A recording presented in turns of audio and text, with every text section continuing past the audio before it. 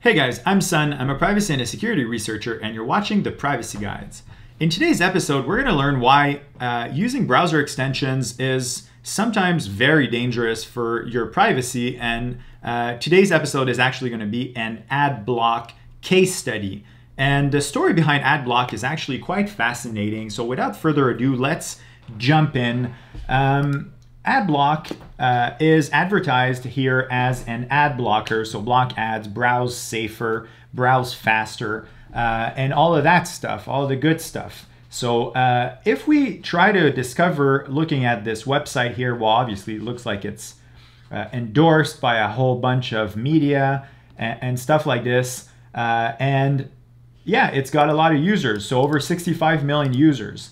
And it's open source, so it's got a GPL version 3 license. Yeah, so that looks pretty interesting. Let's try to learn who owns AdBlock together.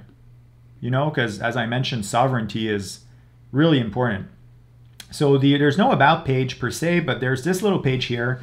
It says, you know, we built AdBlock to provide a worry-free and distraction-free internet experience for everyone, blah, blah, blah, blah, blah, blah, created by Michael, blah, blah, blah, 2009, is now one of the most popular browser tools in existence.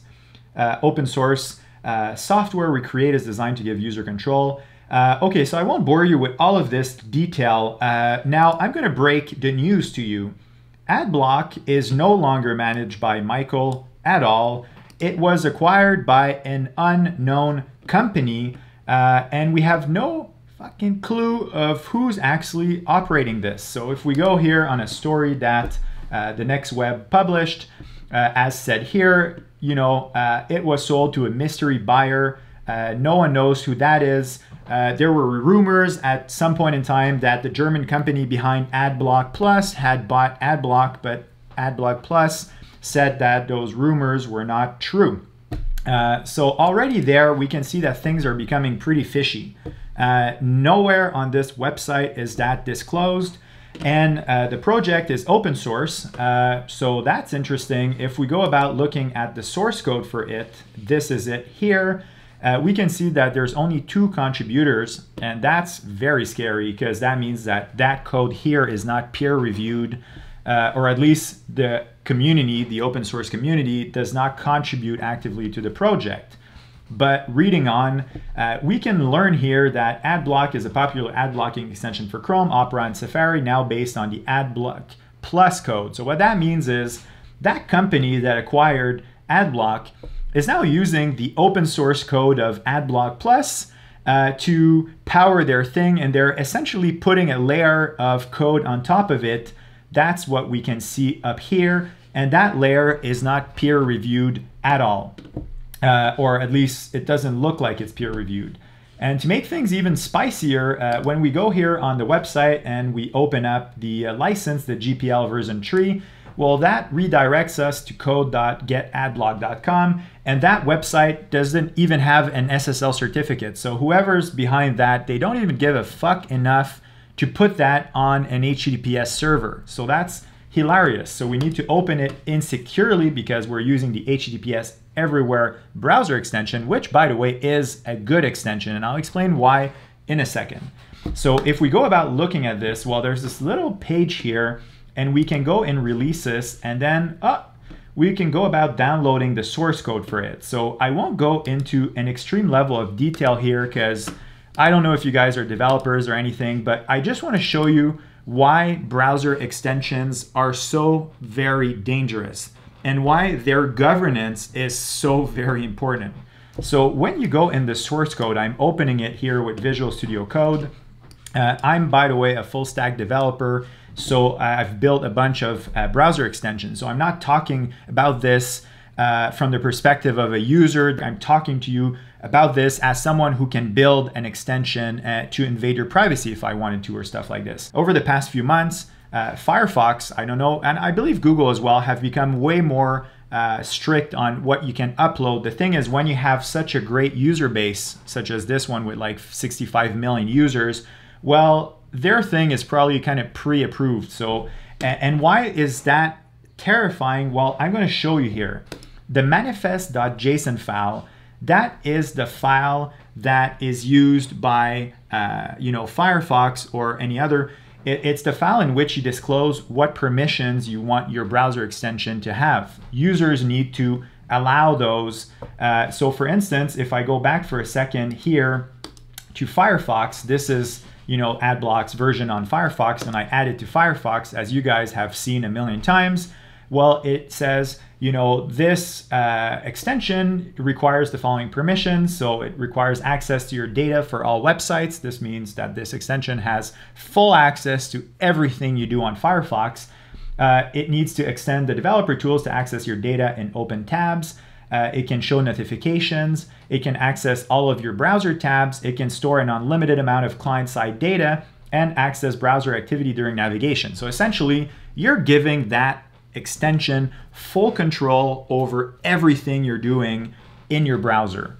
So obviously that, going back to governance, if the person behind this extension is malicious, well, you just opened up a Trojan door to all of your browsing activity. And if we look at the code here, because what we see here in Firefox, what it says in the permissions, that is like human language. If we go in the code here and we go in permissions, that's what is triggering that pop-up on Firefox. And this guy here is what makes me very worried.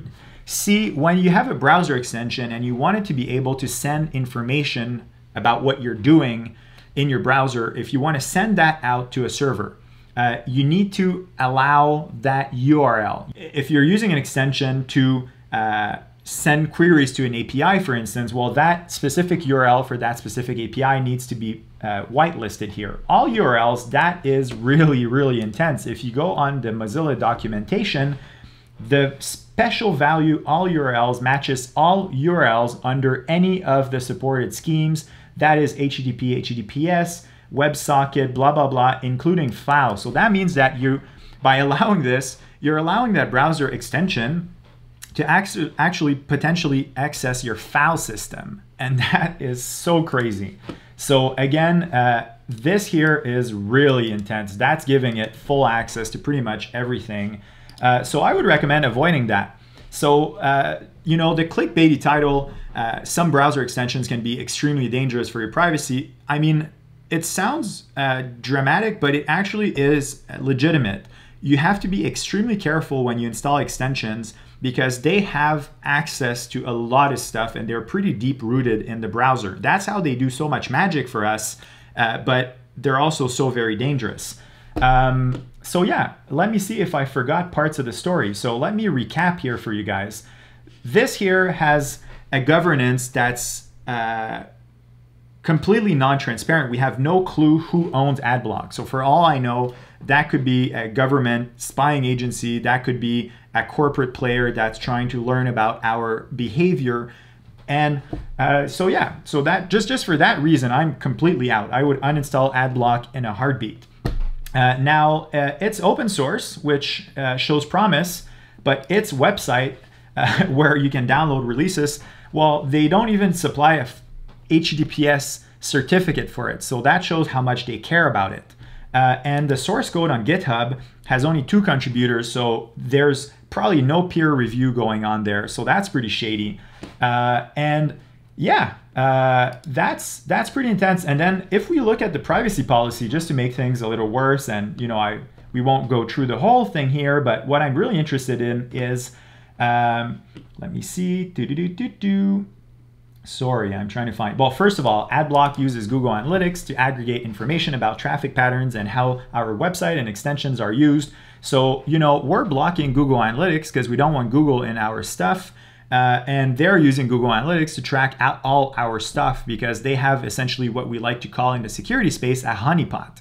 They can intercept all of the shit you're doing on Firefox, ladies and gentlemen. So that's quite terrifying.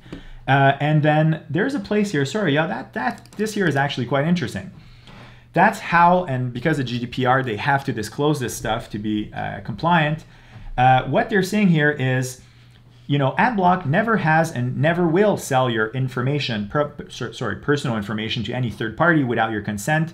We sometimes share anonymized and aggregated information that cannot be associated with an individual, with third parties, or the public. So what that means essentially is AdBlock is a tracking apparatus. They are disclosing that they're using that to track macro trends. And, you know, in my opinion, when we're browsing, we don't want anyone to have access to that kind of information. That's why we're, you know, disabling Google Analytics using stuff like Privacy Badger. So to break it down, I recommend never installing an ad blocker because for those ad blockers to work, they need to be very deep rooted in your browser. And if ever whoever is behind that is malicious, they have way too much power over whatever we're doing when we're browsing.